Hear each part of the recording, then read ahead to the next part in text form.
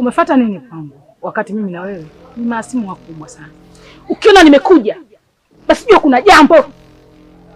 Una jambo gani kwangu wakati mimi na wewe, mimi na wazazi wako tayari ushamalizana?